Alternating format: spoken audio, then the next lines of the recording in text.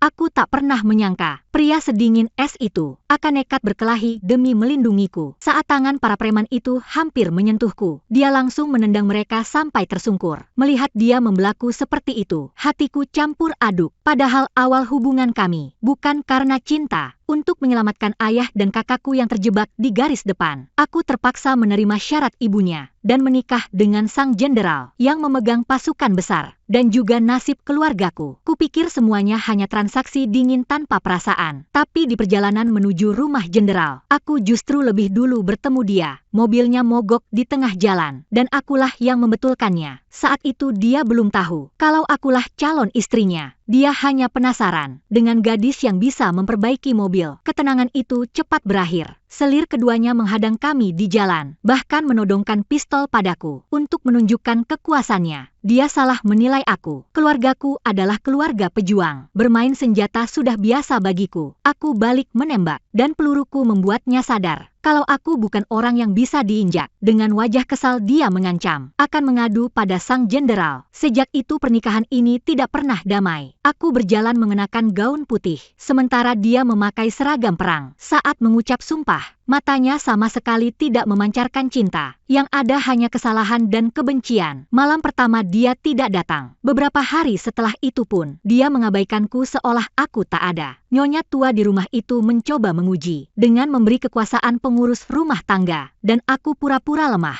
menunjukkan bahwa aku tak tertarik pada persaingan di bagian dalam rumah. Tapi saat selir kedua kembali mencari gara-gara, bahkan sampai ribut di depan nyonya tua, aku tidak tahan lagi. Di depan semua orang aku mengangkat pistol, dan peluru menembus bahunya dengan tepat. Semua orang terkejut, termasuk dia yang melihat kejadian itu. Mereka pikir dia bakal marah karena selir kedua adalah wanita yang paling dia sayang. Tapi dia hanya berjalan mendekat, melihat lukanya, dan berkata pelan, "Bidikan yang bagus." Untuk pertama kalinya, aku melihat rasa kagum di matanya, bukan jijik. Malam itu dia membawaku ke meja perjudian dan menjadikanku kartu andalannya. Dalam perjalanan pulang, terjadilah kejadian di awal cerita. Dia berdiri di depanku, melindungiku, dan memperingatkan para preman itu bahwa aku adalah istrinya. Aku kira hubungan kami mulai berubah. Aku memberinya sedikit tanda bahwa aku mulai menyukainya. Tapi detik berikutnya dia kembali dingin, menuduhku munafik, dan mengatakan aku pantas karena aku anak dari musuhnya. Dia meninggalkanku di depan pintu. Berbalik tanpa ragu sedikit pun, aku menatap mobilnya yang menjauh. Hatiku penuh kebingungan. Pria mana yang sebenarnya dia, yang tadi mati-matian melindungiku, atau yang sekarang hanya menatapku dengan penuh benci?